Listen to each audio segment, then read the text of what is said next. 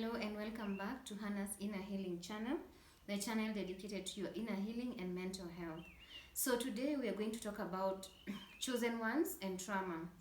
And what do I mean? Chosen ones, most of them, like I said in my previous video, they have a coat of many colors, and they also have Solomonic wisdom because of all the trials and the things that they have to go through. So now today we are going to discuss how chosen ones are supposed to deal with trauma, or how God heals trauma from the chosen one. Again, my name is Hannah Jerry, and I have a background in my master's in theology, a degree in sociology and politics, and a certificate in trauma counseling. So in this session today, I want us to talk about how trauma can affect you as a chosen one, even to progress ahead in life. As a chosen one, when you start life from at a young age, you're attacked because the enemy hates you. And I know many are called, but few are chosen. There are those who you can tell they have a very specific assignment. They have the glory of God. They are carriers of God's glory. And such people, children at a young age, before they become adults, they go through a lot of trials than the average child, just like Joseph was. And because God starts molding them at a young age, and the enemy also targets them at a very young age. So as a chosen one, when you understand that everything that we went through, people's backstabbing, people ganged on you, the trials went through, coming from a dysfunctional family, and all those things, they were to mold you to be where God wants you to be, because you are a leader. So God has to test you in many ways. God has to approve you. God has to take you through a process, and that process is very heartbreaking. That process can also be very, nerve-wracking if you're not careful. So how do you deal with trauma? So let me start first of all by explaining what trauma is. Trauma is any event or anything that you went through, or abuse that caused you that had a great impact in your life, negatively, either emotionally, physically, or any of those form.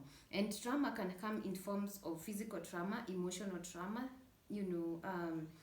also you can have trauma because you were abused sexually, and there's also trauma because you were abused physically or by someone.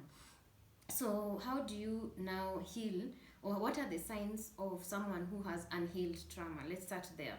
So unhealed trauma can surface in form of psychological prisons, whereby you have intrusive thoughts. Intrusive thoughts are parts of, where you have thoughts that are coming to you of the past and the things that happened to you, and when they come, they affect your emotions. Emotionally, you start feeling anger, bitterness towards that person.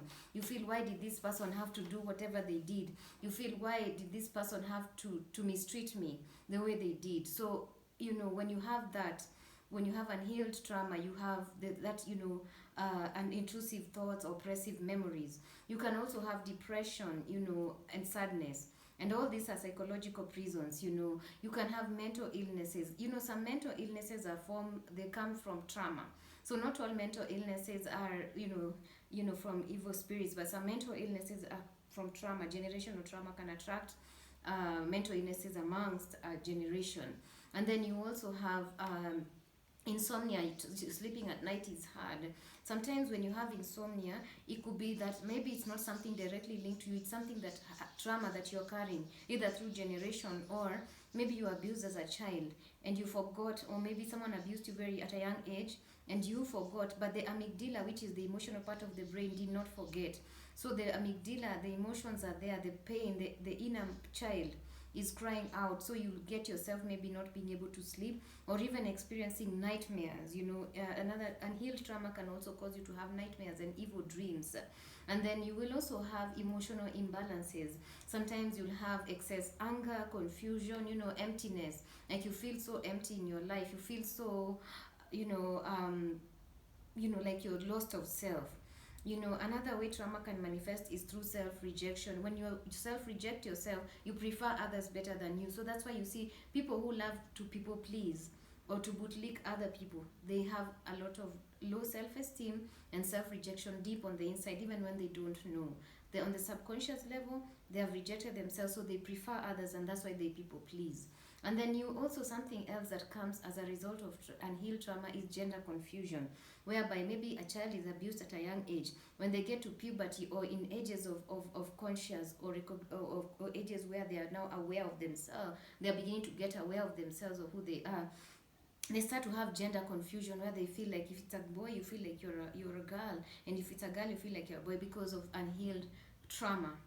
This trauma can also be maybe a generational trauma that can now come and bring gender confusion to a child. And then also there are physical ailments like anemia, sickle cell anemia, some sorts of cancer are also come as a form of unhealed trauma.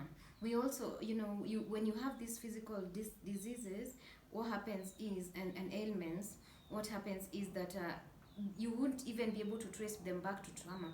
It will take either prayer or just a lot of soul searching to find what has been ailing you over the years. And also you also realize that there is also, when you have unhealed trauma, there's a lot of soul ties attracted to you. So what you find, you are carrying soul ties because of the people you had trauma bonding with, people who hurt you.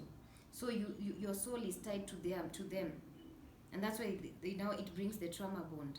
So when your soul is tied to someone, you will always connect with them. Though you're separated physically, you're sharing energy to them telepathically. You're thinking of them and what they did to you, and then you're also sharing energy to them, because you'll also feel low self-esteem. If that person actually was carrying low self-esteem, you begin to carry low self-esteem.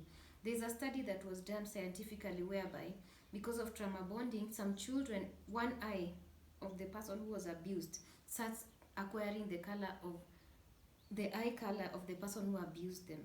For example, if the man who abused you had blue color eye and yours are brown, you can find one eye starts getting to look like blue, because that's the trauma bond.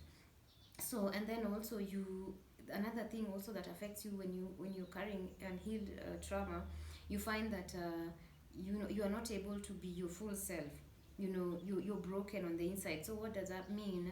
That you cannot be your full self, you cannot enjoy you as a person. So you're fragmented on the inside.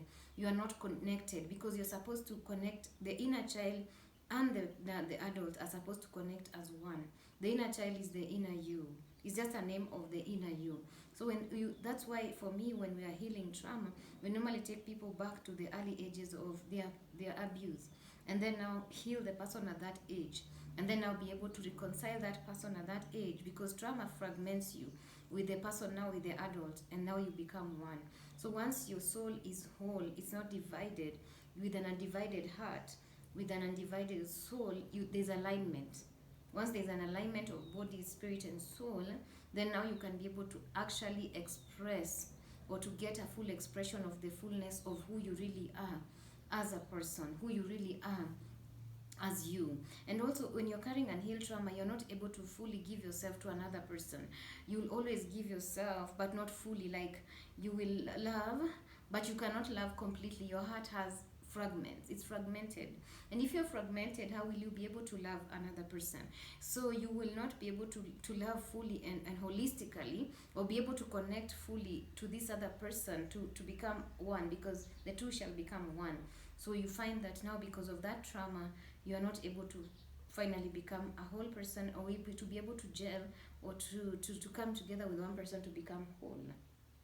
Because as much as you are in marriage and you're two entities which are whole, because everybody should come when they are healed, when you come, you should be one in heart, one in spirit, so you can be able to move together as one. As much as you're separate entities, but you're one. Separate entities, but one. That's the mystery of God. And so another thing also that happens when you have been, you are carrying unhealed trauma, is that your personality is not fully, like, let's say, maybe God has called you to be a leader, or you're choleric. You can start manifesting as if you're flag means you're a shy person, you can't come out because of trauma. Also, shyness is also part of trauma. When you're shy, you're always shy, you can't be able to articulate yourself very well. You find that shyness is also part of the trauma. So when God now starts healing you, you'll realize you can be able to connect to your authentic self. So now in my next video, I want to address how, as a chosen one, you can now connect with your authentic self. Because you are powerful when you are able to connect with your authentic self. You see, yes, though we are social beings, but the first person you're supposed to connect with is you. Your authentic self. So I'm going to talk about how you can connect with your authentic self, how you can heal to a point where you're connecting with your authentic self, and I'm also going to talk about how you can recover your because what happens with trauma, and maybe when you're abused, you kind of lose virtues and other things along the way, especially if you were abused by a narcissist, and most chosen ones normally come into contact with narcissists at a young age. So I'm going to talk about how you can recover your identity and your honor as a person when you lost it during various life experiences. And some of the ways that your personality is stolen is when you're brilliant and they tell you you're not. Already they have stolen that virtue from you. When you're beautiful, they tell you you're not. Those things. So now when God starts healing you, He will start now helping to affirm you, and then you can start self-validating yourself, and then you can start feeling good in your own skin. You will not start, because you see also trauma causes you to be insecure. Unhealed trauma causes you to be insecure, whereby you are not secure by yourself. You are not fully secure of who you really are in Christ. So once now you heal trauma, you're fully secure, you can validate yourself, and you really don't need other people to validate you. In fact, the praise and rejection of man, they don't affect you so much. But when you have unhealed trauma, you want people to validate you. You feel very bad when people are not recognizing you, and you'll try to go even to social media or do things out of the way for people to recognize you. But once you're healed, you don't need, yes, people, even when people recognize you, say okay, thank you, but it will not be like it's like food for you. It will not be like it's something that you really want to happen, or people to give you that validation, because you can be able to self validate. So today I want you to, when you're just listening to this, just write areas where you can be able to identify with unhealed trauma in your life. And in the next video now, I'm going to talk about how you can recover from unhealed trauma, and how you can be able to also recover your honor and your virtues. Thank you for watching. Till next time.